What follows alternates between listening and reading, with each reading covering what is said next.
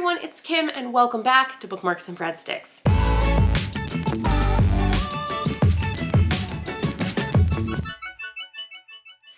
Welcome back to Bookmarks and Breadsticks. If you're new to my channel, I love to read about food. I love to eat food. I work in the food industry. Food is my jam. And I particularly love reading about food memoir and food writing in general. I love nonfiction food writing. And today I'm here to talk to you about Koshersoul, a food culinary memoir by Michael Twitty. Koshersoul, the faith and the food journey of an African-American Jew. If you don't know who Michael Twitty is, he is the author of The Cooking Gene. He's a James Beard Award-winning writer. And when this book came out in April of 2022, earlier this year, I pre-ordered this baby and I got it autographed. I am very much a fan of Michael Twitty's work. You can also see Michael Twitty on the show High on the Hog on Netflix, which is based off of the book by Dr. Jessica B. Harris. He also has his own episode in The Cooking Gene, not in The Cooking Gene, excuse me. Michael Twitty also is featured on an episode of Chef's Table, also on Netflix. I find Michael Twitty is a wonderful writer. He has such elegance and prose. He is also a wonderful orator. I love listening to Michael Twitty's books. I love when an author is willing to narrate their own audiobooks. I think there's just a level of poignancy you are not going to get otherwise. So I did listen to this book through Scribed, but I did get a book. I did get it signed. It came with a little book plate. I don't live in New York City, so I couldn't go to the actual signing, but having a book plate is just fine with me. So just to give you the brief inside cover, what is this book about? In Koshersoul, culinary historian and James Beard award-winning author Michael W. Twitty considers a marriage of two of the most distinct culinary cultures in the world today: the food and traditions of the African Atlantic and the global Jewish diaspora. The creation of African Jewish cooking is a conversation of migrations and a dialogue of diasporas, offering a rich background for inventive recipes and the people who create them. Yet, the question that most intrigues Twitty is not who makes the food, but how the food makes the people. Jews of color are not outliers, but significant and meaningful cultural creators in both Black and Jewish civilizations. In recounting his own passage to and within Judaism, Twitty explores how food has shaped the journeys of numerous cooks. As intimate and as thought-provoking and profound as The Cooking Gene, this timely, remarkable food memoir teases the senses as it offers sustenance for the soul.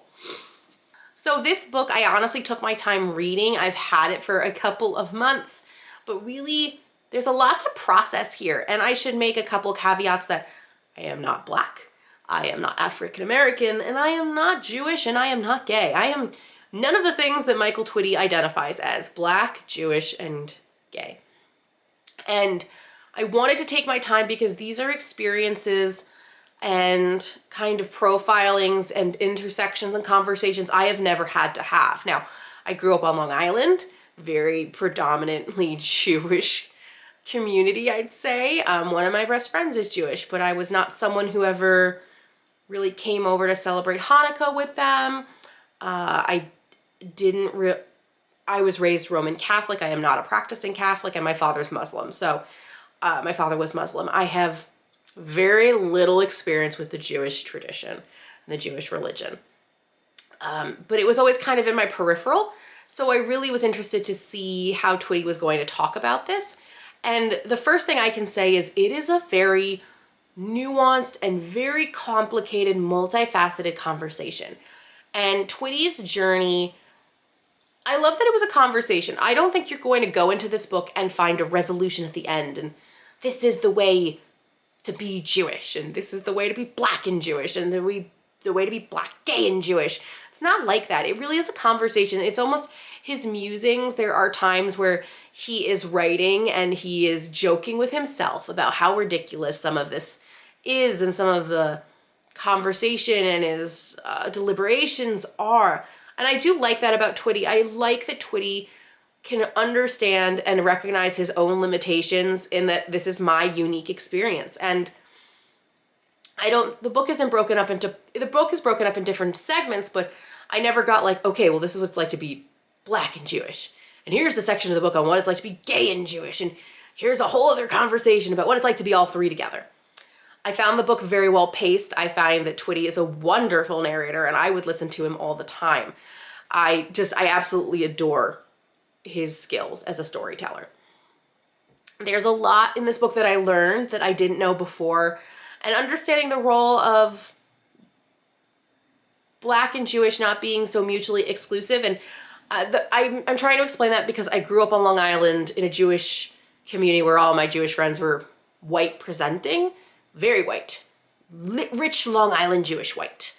That was my experience. So to have Twitty give us this historical outlook of the importance of Black Jewish people and what that was like in like the origins of, you know, Africa, the Middle East, those intersections, and then how that translates into the transatlantic slave trade, how you get to America, was really fascinating. And I genuinely didn't know a lot about it.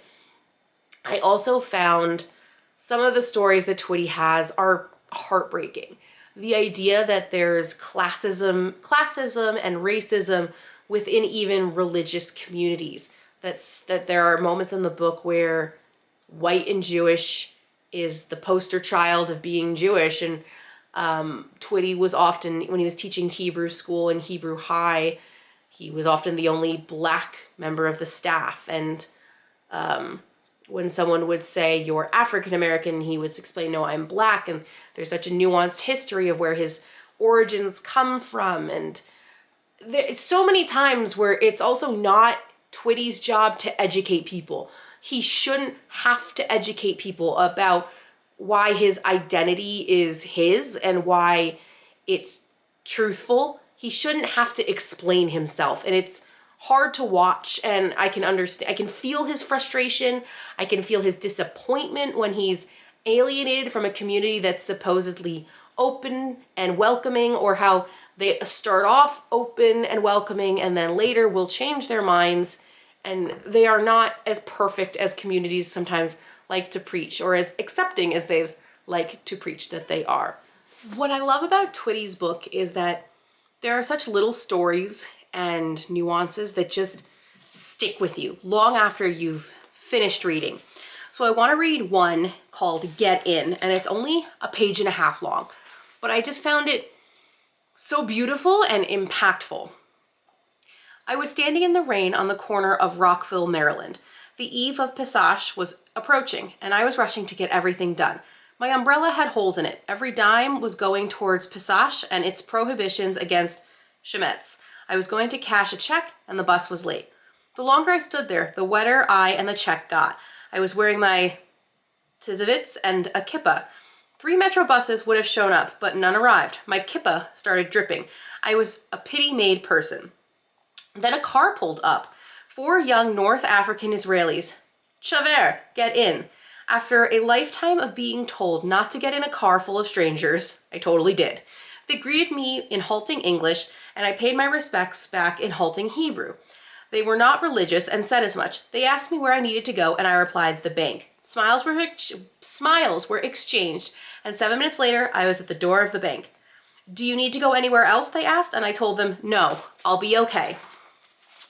Every single one of them shook my hand and warmly wished me Chag Shemek, a happy holiday. For roughly 8 minutes of my life, for the first time ever, I did not feel suspicious or scary or dangerous or bizarre or exotic by association. I was just someone that was part of something bigger, holier, sweet. I suppose this would seem like nothing to most people except for the fact that I live in a society that has always made me feel just on the other side of unwanted and contagious. Contagiously Black, contagiously fat, contagiously gay, and if I'm honest about my experiences over the past 20 years, many times contagiously Jewish.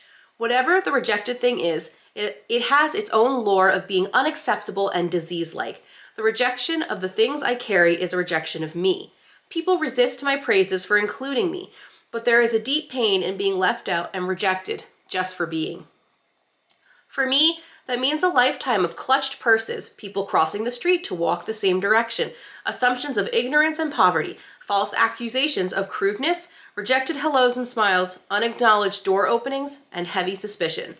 The Jews We don't always stick together, but when we do, it is a marvel to the other tribes we share this planet with. Why do we care about each other so much? Being a family, a people, a tribe, or part of a covenant doesn't quite explain it. It's the Apple Store employee who helped me get a new iPod to play in Hebrew school when my own was damaged. It's the older lady volunteering to help manage the vaccination line who talked to me using our code words and a smile. These people tell stories of gratitude through tears when something I've said in a speech reminds them about their relationship with Judaism or God. The answer isn't something that words can resolve. The answer is a look I can't explain, a sigh that endures across time. I am never alone if I have my people. It's a page and a half from the whole book, but it's those moments I think of belonging or a minute of relief in a world where you always feel on the periphery, like he's explained, that are so poignant and powerful, that make me really love Kosher Soul and The Cooking Gene that Twitty wrote in 2018. I think they're beautiful stories, and it's a conversation that, regardless if you are not Black, gay, Jewish, regardless if you don't have very similar lived experiences to Michael Twitty, there is something about these human emotions and this general desire to blend or understand different facets of your identity that makes this book so beautiful and so wonderful to read, especially in the lens of food. Like I mentioned, I don't have any of these specific experiences, but there are moments of feeling on the periphery that I can understand. I am white presenting and I will never feel Persian enough. I will never feel Iranian enough because I have never been able to go to Iran, even though, because I'm an American citizen, it's a long story. I will never quite feel like I belong to that community, also because I was not raised Muslim, I was raised Roman Catholic, which regardless, I think it's because Islam and the Middle East are so interwoven together, people don't recognize that other religious practices exist. People practice other religions over there, or anywhere in the world, I should say, in general. And those moments are internalized for myself, and it's something I can relate to. It's just feeling a little bit too far, like I'm too white or too American to feel like I belong in the Persians, or I care too much about what is going on in the Middle East or the Iranian revolutions and protests having right now to be totally American sometimes. And those are very personal to my experiences, but there's something about that uncomfortable yet familiar feeling of just feeling just on the outsides of things that is very powerful in Twitty's writing, and his desire and goal to stay authentically true to himself, but also find ways to navigate the world and the current society we live in.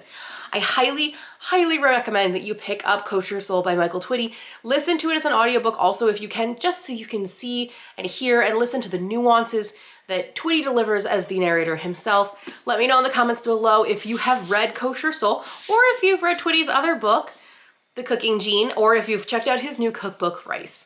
Let me know in the comments below. Don't forget to hit like and subscribe, and thank you for coming by and listening to my review of Kosher Soul by Michael Twitty. I'll see you in the next one. Bye.